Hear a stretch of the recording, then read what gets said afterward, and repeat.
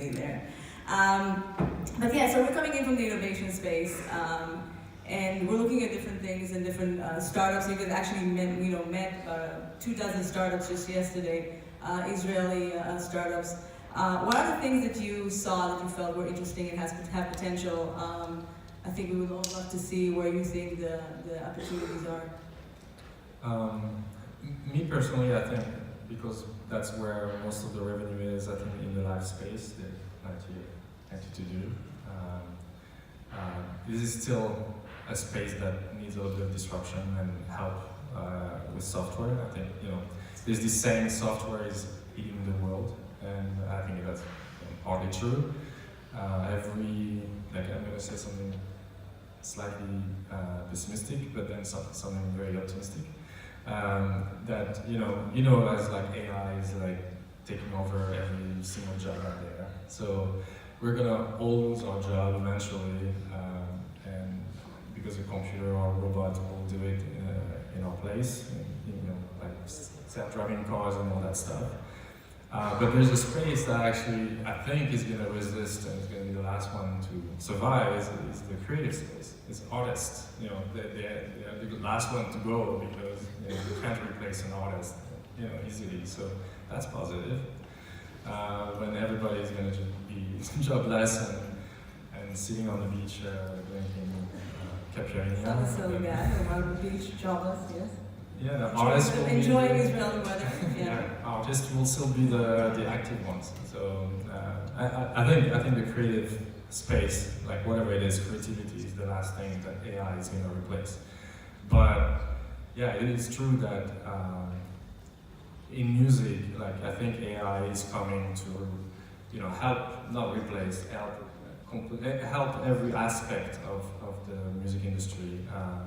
Whether that's A&R, composition, mixing, mastering, distribution, promotion, marketing, all that stuff is slow, like recommendation obviously. So all these layers of the music industry are slowly being replaced by software.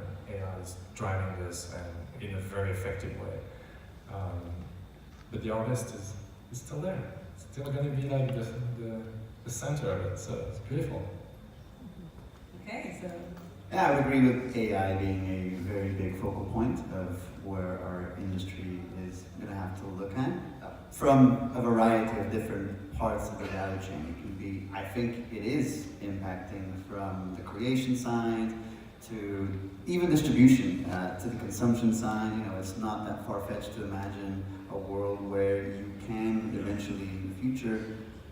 I often talk about this use case, which you're arriving home on a Friday night after a long, hard weeks of work, where perhaps your computer detects that you've had 20% more calendar meetings than on an average week, and perhaps you are waking up 2 hours earlier than your average week as well, or your average day, and you arrive at home and you just say something like, play me some music, or play me some jazz, play me some Israeli jazz. And the AI engine not only detects the intonation of your voice as being tired and exasperated, but also assumes with all the information, contextual information, maybe it's radio outside, that you want to hear relaxing Israeli jazz. Or maybe you want to hear your songs of Israeli jazz, but in a relaxing way and not in a pop aggressive way. So, that's a field, talk about consumption, but also the other parts of the value chain where I think the music industry will need to look into, and I think it is. And I think there's a lot of tools now, there's a lot of, even artists thinking about that, to think that Hatsune Miku, which is a Vocaloid software, has released music that I listen to, that I love listening to, is something groundbreaking even for me, and which I think for a few years I probably wouldn't have thought about it. But there are other areas which I think are also relevant, just quickly touching upon new methods of consumption, be it AR and VR and the more immersive side of things, as well as new innovative ways to engage in music in either UGC formats or content or social experiences. I think there's a lot of creative ways that music can be slotted into experiences that we haven't even thought of, and there's startups or entrepreneurs out there thinking that we certainly should reach out to and welcome their ideas, right? Because we haven't been able to think about everything, and that's how the way innovation goes.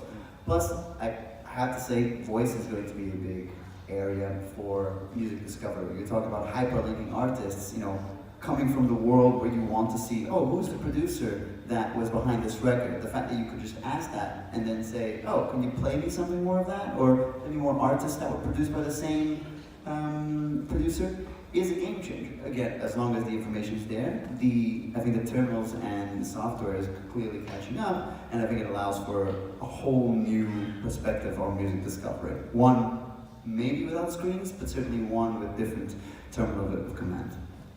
So Andrew, from everything you've seen again from the technology space, where are the